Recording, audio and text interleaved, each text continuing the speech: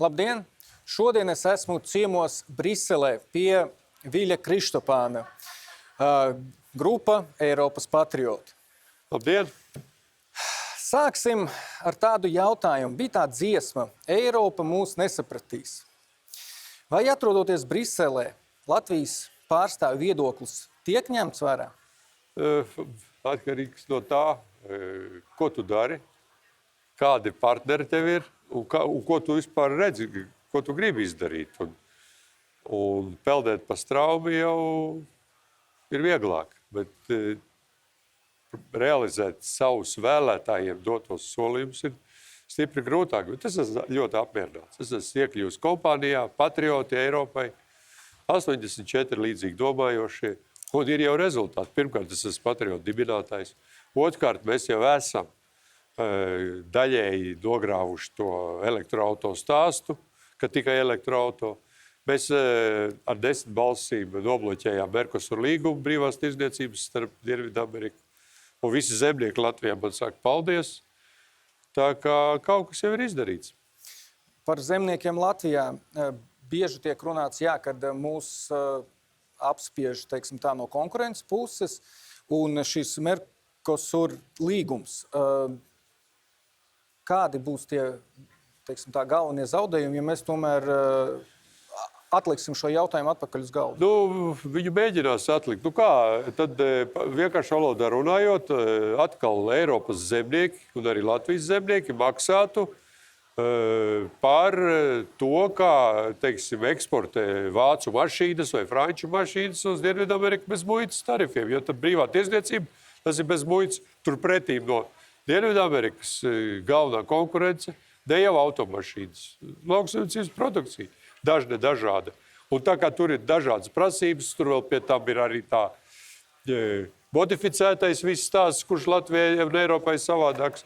Līdz ar to zemnieki bija kategoriski pret, visi Eiropas zemnieki. Un es vienīgais no Latvijas nobalsoju, lai viņu aizsūtītu šo līgumu uz Eiropas tiesu, kur viņi skatīs vismaz gadu divus, vai viņš atbilst Eiropas Savienības dibināšanas līgumam.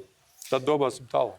Tu esi, cik es saprotu, vienīgais, kas pārstāv Baltijas valstis lauksaimniecības komitejā. Jā, es esmu vienīgais. Un tas arī ir viegli izskaidrojams. Lielās valstis šīs vietas negrib atdot šajā komitejā. Ne pa kam. Jo lielās valstis grib diktēt visu. Un aiz cieņas pret mani patrioti, aiz cieņas pret manu biogrāfiju, patrioti man tā kā iedeva to vietu. Nesen bija protesta pat Briselē. Lieli protesti. Tūkstošiem traktori bija. Kādas galvenās tās prasības, ko tie protesti bija tieši konkrēti pret Mercosur līgumu. Tieši tajā balsošanas nedēļā bija tie protesti. Un zemnieki, es atceros Strasbūrā, bet gar viesnīcu braucu garām traktori simtiem, taurēdami priecīgi, ka mēs esam nobalsojuši. Ja, tā kā cīnāmies. Bet tas, protams, tas vienotais maksājums, tas ir sāpīgs stāsts, un tur būs vēl ilgs ceļš ejams. Es nezinu, vēl jau budžets tikai priekšā ir, vēl ir ļoti daudz neskaidrību. Tikai tagad minējumi par daudzgadu budžetu. Un tā reāli tas būs redzams tikai kaut kur pavasara beigās, vasaras sākumā, un balsojums būs kaut kur janvārī nākošajā gadā. Par daudzgadu budžetu ir tā, ka liela daļa cilvēku Latvijā nemaz līdz galam nesaprot, ko tas nozīmē Eiropas kontekstā. Varbūt vienkāršā valodā paskaidro, ko tas nozīmēs Latvijai. Eiropas daudzgadu budžetā tur ir kohēzijas fonds, tur ir lauksaimniecība, gandrīz puse lauksaimniecība, kas ir subsīdijas lauksaimniekiem.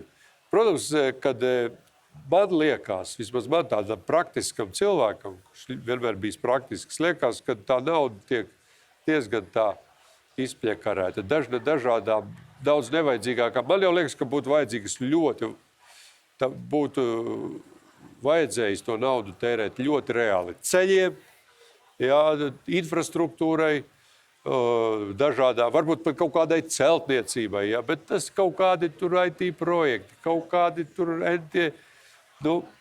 man jau ne īpaši tas patīk, bet ko tu padarīsi?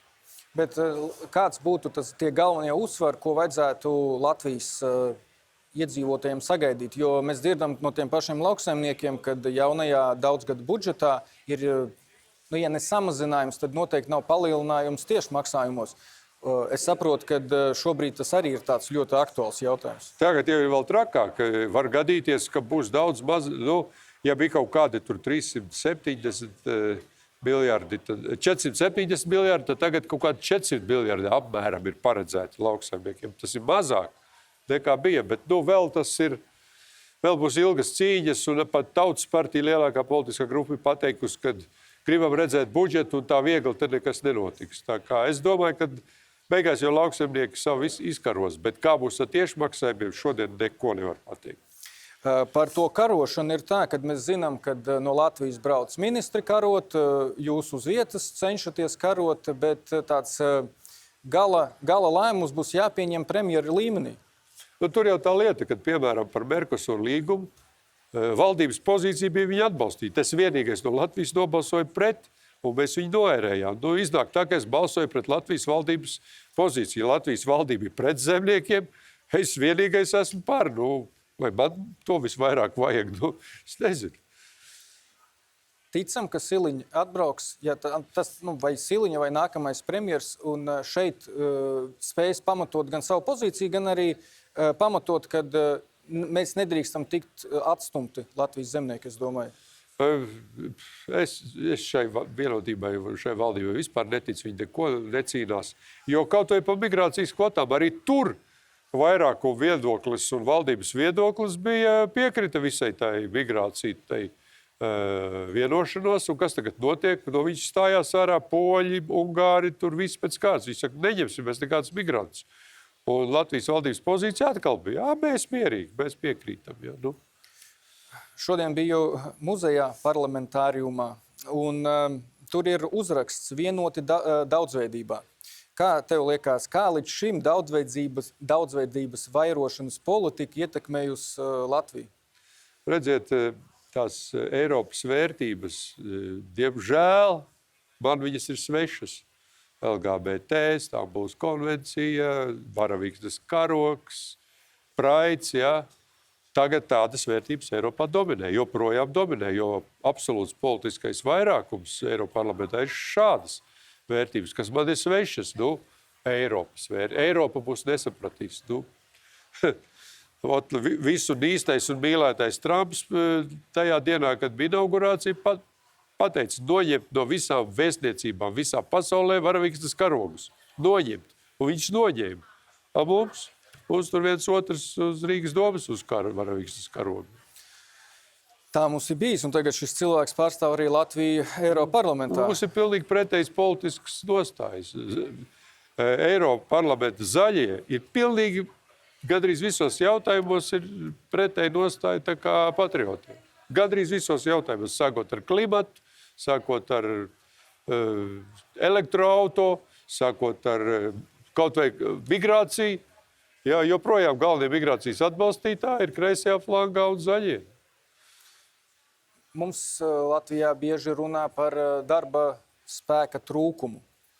Kāds ir tas redzējums gan priekš Latvijas, gan priekš Eiropas, kā mēs šo risināsim? Jo ir skaidrs, ka demogrāfija mums šobrīd krītās. Saprotiet, tur ir ļoti, tā ir rūga diviem galiem. No vienas puses trūks darba spēka, no otras puses normāls cilvēks nevar dabūt darbu. Kā tā? Tā kā viena daļa darba vietu vienkārši izzudīs, tāpēc, ka viņas nespēja samaksāt, nespēja radīt tik daudz, lai varētu samaksāt normālu algu. Jo man vienmēr ir jautājums Latvijā. Piemēram, lai tu saņemtu 1500 uz rokas, tu izmaksā 3000 uzņēmumu. Tad iedomājies, mēs ar tevi izdomāsim dibināt SIA. Kaut ko darīt. 10 cilvēkiem mums jāsamaksā 300 000 eiro gadā. Ko mēs tādu varam radīt, lai nopelnītu? Samaksāt 10 cilvēkiem, katram 1500 uz rokas, tad te ir tā atbilde. Un Eiropā ir vēl trakāk, piemēram, Amsterdamā dabūt normālu dzīvokli, normālā rajonā izīrēt 2500 kā minimums. Tur ir vēl trakāk tā dzīves dārdzība no vienas puses, un nespēja neko normāli radīt no otras puses. Tas ir tas, kas ir milzīga problēma gan Eiropā, gan arī Latvijā. bieži tiek runāts, ka Eiropā mums viss tas jābūt kopīgam, mēs esam tādi visi ļoti draugi, bet tāpat laikā ir Latvija, pieņemsim, ir Vācija un ir Portugāle. Un kā tad mēs starp šīm trim valstīm atradīsim to kopīgo, kā attīstīt ekonomiku, kā virzīties ekoloģiski jautājumos? Kur tad mums slēpjas tā kopīga, kas šobrīd satur to Eiropu? Redziet, kad Eiropā radās Eiropas Savienība, Šūmans, Adenauvers, tur bija pavisam vienkāršs plāns radīt brīvu telpu, lai var cilvēki pārvietoties bez problēmām, kapitāls, darba spēks, un vispār cilvēki var pārvietoties. Un viss, ar to vajadzēja arī beigt. Iepriekšējo 5 gadu periodā Eiropas Savienība ir pieņēmusi 13,000 regulas un visu to pārējo. 13,000 normatīvi akti ir pieņemti. Tad katrs no viņiem maksā naudu, vai no uzņēmumiem, vai pilsoņiem, un katrs no viņiem apgrūtina cilvēku dzīvi. Nu, tādu Eiropu. Es esmu pret tādu Eiropu, un starp citu politiskā grupa Patrioti ir kategoriski pret centralizāciju, kategoriski pret kaut kādu federalizāciju, jo mēs jau esam, kas ir suverēna valsts? Mēs esam par suverēnām valstīm, par valstu tiesībām. Suverēnai valstī ir 2 instrumenti – monetārais un fiskālais. Monetāro mēs jau esam atdevuši. Eiro jau vairs nav mūsu. Eiro ir eiro grupā. Tādā mums ir palicis tikai fiskālais nodokļi. Tad to vēl atdot tagad Briselei, lai Brisele lemj, kāds būs PVN un kāds būs akcīze cigaretēm vai alum. Ja? Nu, ja to mēs atdodam, tad Latvija būs tā kā tagadējās pagastu pārvaldes, ja būs pašvaldībās. Pagasta pārvaldnieks nevēlēts, bet iecelts. Tieši tāpat Latvija tad pārvērtīsies par tādu Eiropas nomalu. Tieši man bija jautājums par eiro un savulaik latu. Ja mēs no šī brīža atskatāmies vēsturē, Polija pieņēma lēmumu palikt pie savas valūtas, mēs tomēr aizgājām no latu uz eiro. Eiropa šobrīd ir viena no ekonomikām, kas ir, teiksim tā, viņai ir lielākā attīstība. Latvijā nav novērots. Nē, nu, tā attīstība vai tā neattīstība, tā nav saistīta ar valūtu, cik ar nespēju lemt fiskālos jautājumus un birokrātijas jautājumus. Fiskālie un birokrātijas jautājumi ir noveduši Latviju līdz pēdējai vietai un vispārējie ierobežojumi. Par valūtu es tagad esmu bankas cilvēks, kādreiz es biju bankas dibinātājs, pirms 30 gadiem es pārdevām banku. Un maza valsts, ja mums būtu bijis tagad lats, tad progresīvi un vienotība viņi jau būtu 37 reizes devalvējuši. Ja tur nevar uzticēt šādai mazai valstelei, ja, ar tādiem nejēgām pie varas vēl valūtu. Ja. Paldies Dievam, ka mums ir eiro. Viņi netiek tam klāt. Ja. Bet lielās valsts, Polija, Zviedrija, skaidrs, ka viņas ir suverēnas, neatkarīgas, viņām viss kārtībā. Tad mūsu kontekstā tas bija pareizi lēmums toreiz mainīt. Es domāju, ka mazām valstīm nav cita izēja, kā turēties pie lielās valūtas. Atgriežoties pie federalizācijas principiem, ko minējāt, ir tā, ka pat progresīvajiem programmā savulaik bija tieši uz Eiroparlamentu ejot šāds punkts, ka viņi vairos šo federalizāciju. Un tad man radās tas jautājums, kad vai tiešām mēs gribam visus nopietnus jautājumus atdot uz Briseli, un tad tieši tā paši lemsim apmēram, kuru ielu mēs salabosim, vai kā ielu nosauksim, vai nenosauksim, vai kur kādu karogu izkārsim. Nu, es esmu atkal pilnīgi pretēji pozīcija. Man un progresīvajiem vai Eiroparlamenta deputātam Staķim. Ja, viņš par federalizāciju, es esmu pret. Jo, piemēram, tad, kad mēs stājāmies Eiropas Savienībā 2004. gadā, meži bija tikai un vienīgi suverēnu valstu lemšana. Tagad jau Brisele ir iebāzus degunu mežos, jau atmežošanas regula, tur viss tas, kas saistīts lauksaimniekam ar mežiem, tur purvi, meži, meliorācija, tur dabiskās pļāvas, viss tas regulējums uz regulējumu. Es esmu kategoriski pret, nedrīkst Brisele regulēt Latvijas lauksaimniecību un Latvijas mežus. Labi, lauksaimniecība vēl dod subsīdijas, labi, tur vēl ir kaut kāda kopēja politika, ja? Bet meži, kas mums muļķi ir, mēs 100 gadus Latvijā ir, pat padomju laikā Latvijas meža saimniecībā viss bija kārtībā. Bet pat tagad mēs paskatāmies ziņas, tā centrālā pēdējo mēnešu ziņa ir par to, kad redz atbalstīja koku rūpniecību, tad, kad tiem nebija īpaši labi laiki, un tas ir noziedzīgi, bet vajadzēja ļaut cilvēkiem bankrotēt vai nebankrotēt, bet tā nostāja viņu tieši tāda ir, ka mēs vai nu regulēsim visu, vai nu tad vienkārši aizliegsim jums kaut ko darīt. Nē, taču progresīvo būtība ir atņemt un pārdalīt. Iedomājies, Latvijas valsts meži 25. gadu noslēdz ar rekordu rādītājiem, rekordu peļņa, viss ir kārtībā. Viņa Putniņam, vadītājiem, pateica paldies, viņa izmet no darba vienkārši par to, jā. Tāda ir tā Latvijas valdības attieksme. Bet tas, kas tur notiek tagad tajā cīņā, tur jau ir iesaistītas lielas kompānijas, tur Stīga Ramoliņš cīnās pret citiem, tur notiek sava veida razborkas, kā krievi saka, jā, un es esmu lepns ar to, kad manas valdības laikā tika izveidot Latvijas valsts meži. Viņi jau tādu nebija. Mēs bijām tie, kas veidojām pirms 30 gadiem Latvijas valsts mežus. Un tā ir viena, manuprāt, vēl ir otra, kuru es arī veidoju, tas ir Ceļu satiksmes drošības direkcija, kura manā uztverē ir paraugs, jā, valsts visām institūcijām. Tu attopies, ka tev beigušās tiesības, tu iebrauc 15 minūtēs, tu viņas esi nomainījis, un tā tālāk. Un Latvijas valsts meži ir viena no nedaudzām kompānijām, kurai nav kredīti, kurai bija 200 miljonu peļņa, kur viņi skaitīja valsts budžetā, un kuru apsaimnieko 50% no visiem Latvijas mežiem, jo otra pusi ir privāti. Ja? Tā kā, bet, ja šie paliks pie varas, viņi arī šo kompāniju, tāpat kā Air Baltica un Rail Baltica novedīs turpat pie bankrota. Neapšaubām viena no pozīcijām nākamā ilgadējā plānā būs drošības izmaksas. Cik es saprotu, šodien tika pavēstīts, kad kaut kāda nauda ir atrasta, bet, ja mēs labi lasām dokumentus, tad nevar saprast, kur tad īsti viņi ir atrasta. Varbūt... Jā, ir tā austrumu flanga, tagad tā jau pagājuši nedēļa tika prezentēta austrumu flanga drošības.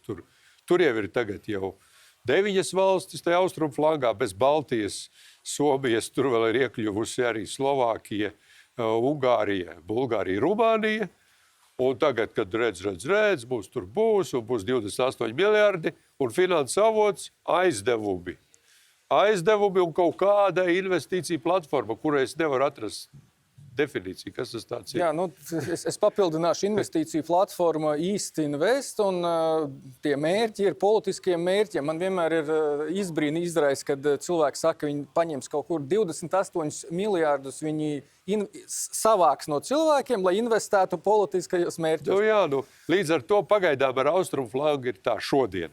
Es ceru, ka kaut kā tas materializēsies nākošā daudzgadu budžetā, lai gan tās cerības, manuprāt, ir vājas, bet šobrīd ir tā, kā teica Krievijā. Naudas nav, bet jūs turieties. Mēs cenšamies turēties, bet nākamais tad nauda drošībai. Viens, kā šo apdraudējumu izjūtam mēs, Latviju vai Somiju pieņemsim, un otrs, kā to izjūt tie paši Spāņi, kuri neplāno palielināt savu budžetu no IKP, cerot uz kādu citu, vai vienkārši cerot, ka viņiem nekad pašiem nebūs jāiesaistās? Redz, loģiski ir NATO, piemēram, Spānija, Sančes ir totāli kreiss un liberāls. Viņš tikko paziņoja, ka viņš 500 miljonam migrantu iedos pasi. Tā kā Amerikā demokrāti gribēja izdalīt pases, jo tie viņi vēlētāji. Nākošie vēlētāji, ja. Līdz ar to Sančes pateica, Pirenejiem pāri Krievu armija nekad nav gājusi, mums pietiek ar 2% NATO, nevis 5%. Ja? Bet no otras puses, NATO tas vismaz ir kaut kas, NATO tur ieroči, NATO plāni, NATO standarti, ja, milzīgas tur, tā kā 27 valsts, pusi no tā ir Amerika, 1 triljons, ja. Ar runāt par kaut kādu Eiropas, ja NATO jau ir kaut kāda zinām ilūzija. NATO ir miera laika ilūzija, tāda ilūzija, miera laika stāsts, ja. Kas vēl zina, kā būtu, ja būtu jākaro NATO ar Krieviju, ja. Bet Eiropas, tās domas par kaut kādu Eiropas aizsardzību, Eiropas armiju, tā ir 10 reizes vēl lielāka ilūzija. tur vēl trakāk, daudz trakāk. Ja. Tā kā mans viedoklis ir turēties pie NATO. Turēties pie NATO, cik vien var. Es piekrītu, bet vai līdz šim paļaušanās tikai uz NATO nepadarīja visus, teiksim tā, slinkus un neizdarīgus? Jo visi tagad cer, ka NATO atrisinās mums pašiem. Eiropa ir pārvērtusies par pacifistiem. Visa Eiropa šos no 45. gada lēnām, tā vēl paudze, mūsu paudze bija vēl stipra un strādīga, a tā nākošā paudze, tā kā progresīvi un viņa vēlētāji, viņi jau ir patērētāji. Viņi jau dzīvo, tā, miera laika apstākļi, mūžīgais miers, viss būs kārtībā, ja? Un arī ekonomika iet postā, ne jau tikai aizsardzība. Eiropa ar kosmisko ātrumu atpaliek no Amerikas, Ķīnas un Indijas. Tas ir vēl viens šausmīgs bēdu stāsts, bet, laikam tad, kad būs ritīgi mēsli, tad atcerēsies, ko es saku. Pagaidām vēl tā, bet tas ir skaidrs, ka Eiropieši ir iegribuši, bija iegribuši tādā, es jau smējos NATO, ja? NATO it kā milzīgas summas salīdzinot ar, piemēram, Krieviju, ja? Bet tur ir milzīgas summas komfortam. Piemēram, Ādažu bāzē uzbūvēja pa 6 miljonu sporta centru. Pa 6 miljonu. Kā saka, gribi mieru, gatavojies karam, piemērs vienmēr ir Somija. Jā. Viņiem ir tā sliktā pieredze, kas notika pirms 70 gadiem, un viņi plānveidīgi visu laiku gatavojās tam, ka viņiem varētu kāds uzbrukt konkrēti no robežas. Un viņiem ir tā armija, kā tu saki. Un savukārt mēs tādā pašā situācijā esam bijuši. Mums it kā vajadzēja tos pašus... Bet mēs, ko nabagus tu gribi salīdzināt ar bagātiem? Centību nevar atņemt. Centību un vēlme kaut ko izdarīt, tas jau ir puse no panākuma. Cenšas jau, bet salīdzini. Iedomājies, Latvijā dzīvo 1,7, 1,8 miljonu iedzīvotāji. Somijā, starp citu, neko daudz. Cik tur? 5, pat nav 5, man liekas. Bet Somijas valsts budžets ir vairāk kā 100 miljardi gadā. Latvijas valsts budžets ir 17, 18 miljardi. Reizes 5, reizes 6. Somijas aizsardzības budžets šogad ir apmēram 2 reizes lielāks nekā 3 Baltijas valstu kopā budžets. Somijai jau ir F-16, F-35 iznīcinātājs, nezinu, cik daudz. Viņiem ir raķetes, lielgabali, armija. Latvijas armijai nav neviena lidmašīna, pāris helikopteri, neviena raķete. Tas ir nesalīdzināmas lietas vienkārši. Somijā, Somus neviens īpašais tik negribēs. Uz Somiem var izlaust zobus. Pat Putins, jā. Mēs esam, nabagi. Nabagi mēs esam tāpēc, ka mēs esam 27. vietā Eiropas Savienībā. Absolūti nabadzīgākā valsts. Tad man jautājums tāds, kas tad ir Kremļa projekts? Mēs vai tie, kas ir padarījuši Latviju par nabagiem? Jo nabagi nevar nopirkt dārgus ieročus. Nevar vienkārši, viņiem nav naudas. Mums piedāvā aizņemties naudu un nopirkt. Skaidrs, kur tikko pateica Fonda Lejena un Lāčuks, ka 3,5 miljardi jūs varēsiet atkal aizņemties.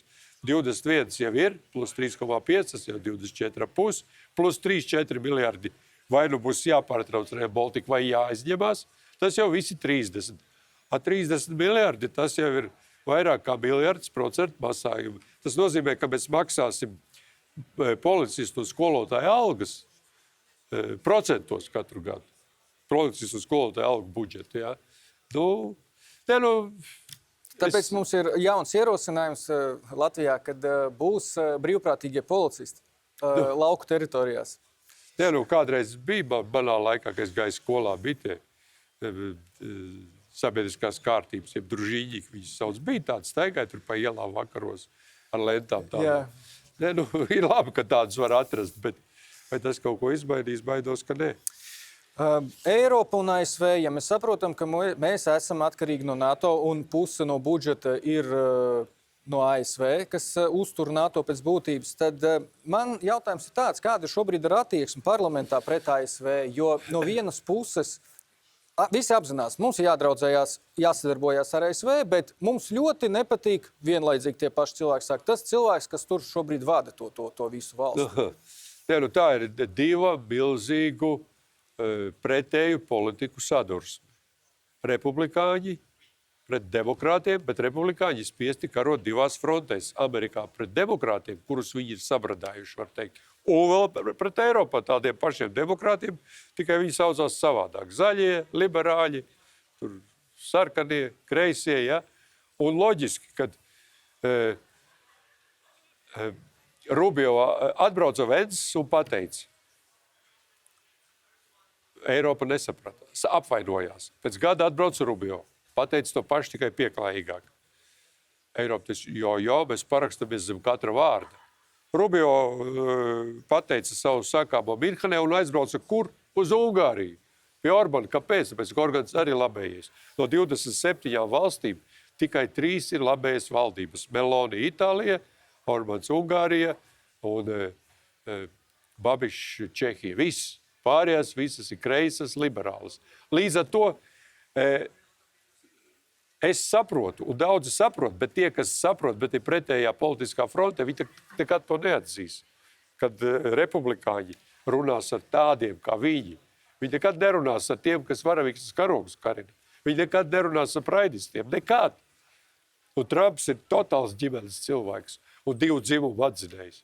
Ja? Viņi nekad nerunās ar tiem, kas atzīst 100 dzimumus. Stambulas konvencija gandrīz visā Eiropā. Atskaitot Poliju, nevis Poliju, bet Lietuvu. Lietuva pateica, nē, mēs esam katoļi. Mums nav aktuāla Stambulas konvencija. Ja? Tā kā loģiski, kad amerikāņi mēģina pateikt, republikāņi, jūs būsiet stipri ekonomiski un stipri un normāli, jeb tad dzīvojam katrs savu dzīvi. Amerika savu dzīvi izdzīvos. Kā mēs izdzīvosim? Nezinu. Pēdējā laikā mums arī Latvijā ir novērots, kad, pieņemsim, Saeimas priekšsēdētāji vienkārši parakst vēstuli, un tas jau izsauc kaut kādu traģēdiju daudzos cilvēkos. Savukārt, tikko bija ekonomikas ministrs, arī tikās ar dēliem prezidenta. Tas arī tiek uztverts, kad kaut kāda slikts signāls. Kā mēs varam arī sevi kā Latviju pozicionēt labdabīgi ar Ameriku, ja mēs arī pat pieņemam jauno vēstnieku, teiksim tā, ar tādu nedaudz šķību signālu nododot? Ja, Amerikā visi visu saprot. Jaunā vēstniece atbrauca. Skaidrs, ka visiem viss ir skaidrs. Un kamēr Latvijā nebūs valdība, kura realizē līdzīgu politiku, labēju, normālu politiku, vērst uz ģimenēm, vērst uz attīstību, vērst uz ekonomiku, uz atvērtu ekonomiku. Ja? Tikmēr uz mums skatīsies, jūs Baltija, 5%, malači, jā. Bet nekāda saruna valdību līmenī nav iespējama. Vienkārši pēc definīcijas iespējama. Līdz ar to, nekas labs nav. Godīgi sakot, es esmu pesimists. Es redzu, kamēr nemainīsies ne tikai Latvijā, bet arī Eiropā. Kamēr Eiropas kodols nebūs labējis, ar republikāņi pie varas būs ilgi. Ja kāds tagad domā, nogaidīsim 3 gadus, un tagad atkal būs, republikāņi, viņi to kļūdu, Trumps to kļūdu, ko viņš pielaida pirmajā prezidentūras laikā, ka viņš pārāk ar viņiem auklējās. Tagad viņi vienkārši nīcināra un pareizi dara. Es darītu tāpat, jā. Tā kā pēc 3 gadiem būs atkal republikāņu prezidents, vai nu Rubio, vai nu Vences, varbūt pat Heksets, kāds no viņiem no tās jaunās plūsmas. Un republikāņi, Amerika, republikāņi, tas nav Trumps. Tā ir labēja politiska partija. Ļoti spēcīga, un viņi atkal ir pie varas, un viņi, es domāju, ilgi būs pie varas.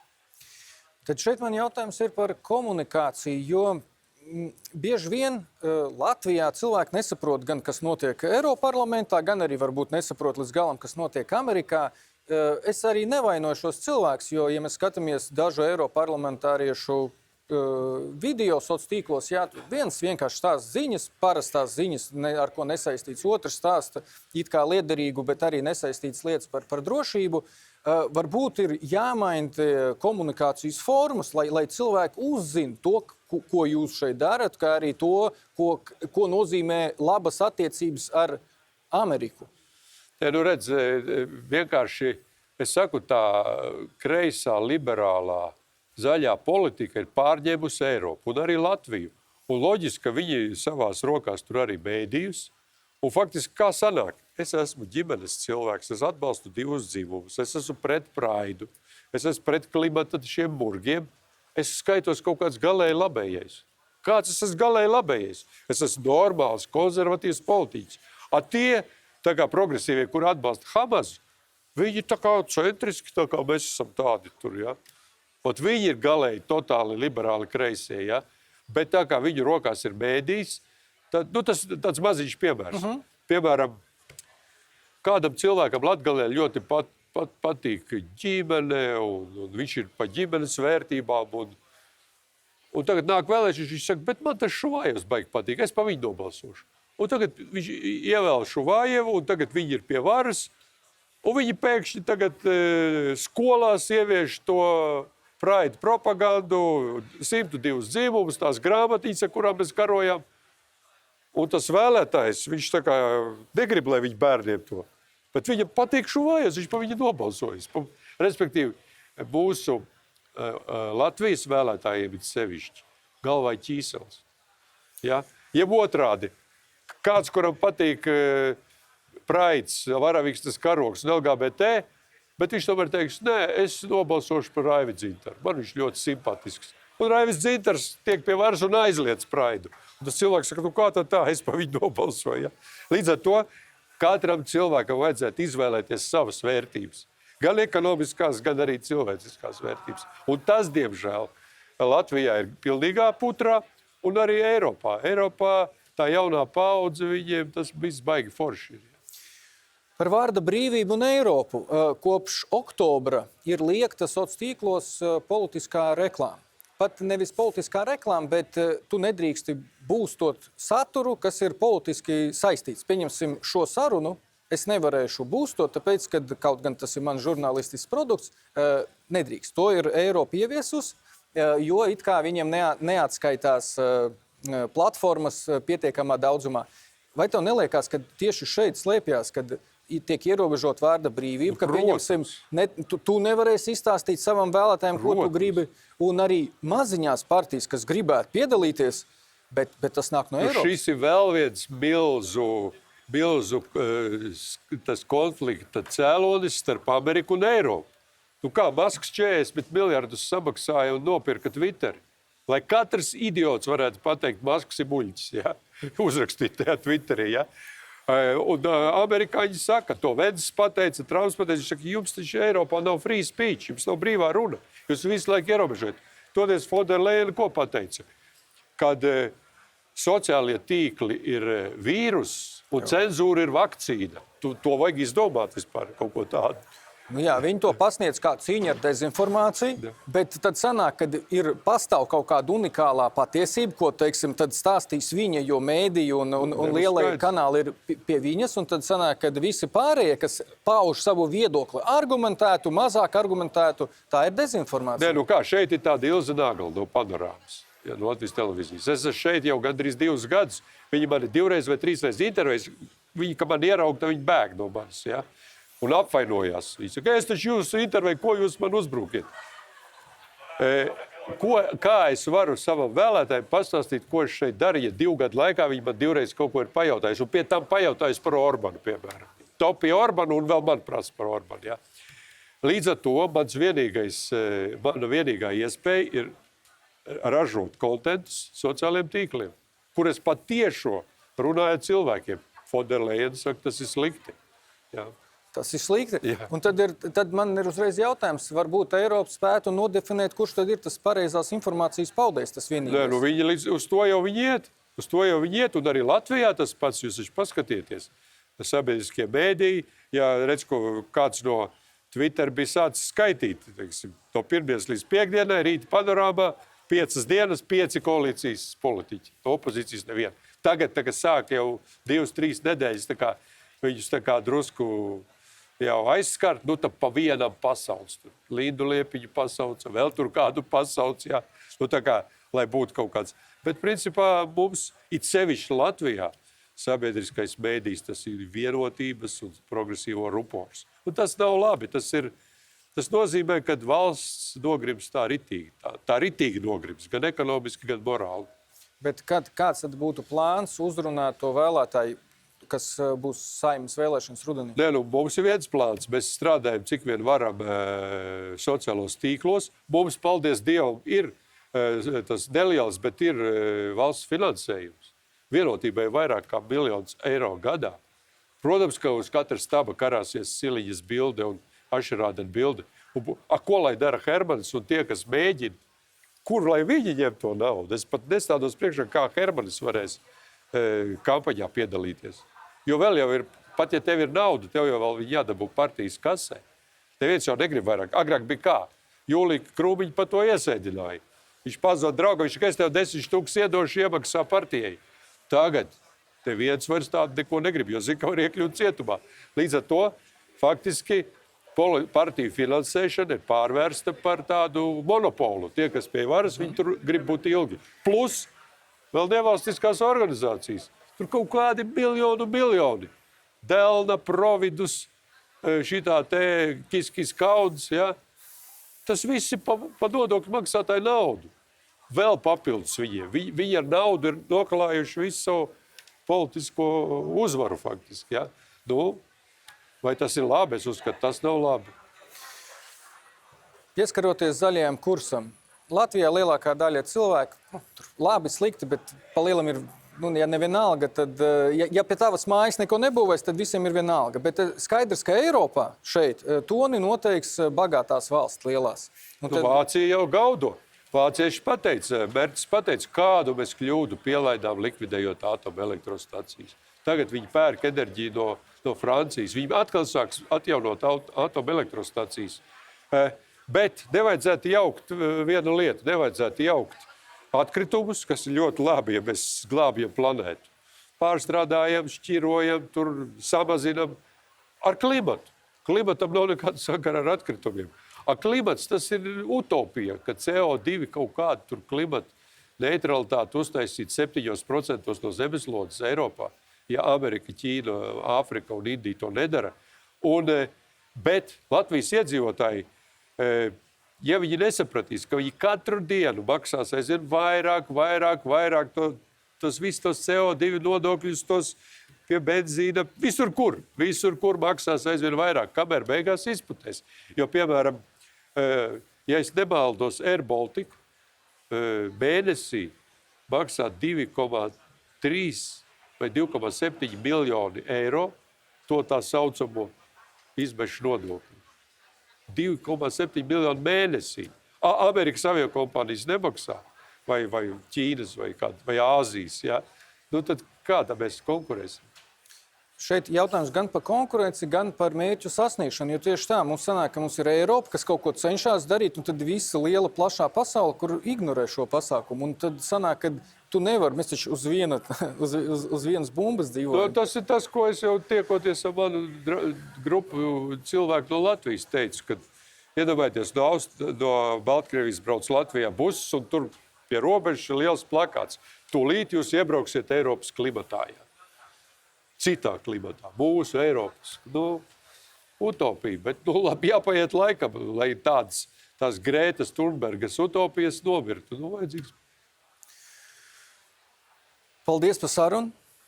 Es ceru, ka mūs sadzirdēs pēc iespējas vairāk cilvēku. Es arī ceru, ka būs izmaiņas arī, teiksim tā, sociālos tīklos un sabiedrisko mediju pieejā tam, kuram drīkst un kuram nedrīkst runāt publiski. Un vēlu veiksmi. Iedomājies, pusotra gada laikā šī ir pirmā intervija man ar Latvijas žurnalistu šī te Eiropas. Labi, man bija ar Ansi Bogustovu neliela intervija. Bija. Šī ir faktiski otrā.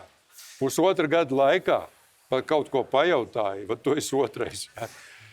Un tas liek no vienas puses justies īpaši, bet no otras puses tas diezgan bēdīgi, jo es uzskatu, ka, ja mēs esam pārstāvēti Eiropā, un mums nav to, ja mums būtu 150 deputāti, skaidrs, katru tu neizintervēs, bet ņemot vērā, ka mums to ir maz, un mums tomēr vajag, lai cilvēki zina katra prioritātes un vērtības, tad ir svarīgi, kad atveltam laiku, ir mums uz vietas žurnālisti, kā teica, ir daudz citu žurnālistu, tomēr jāsliek prioritātes, man liekas.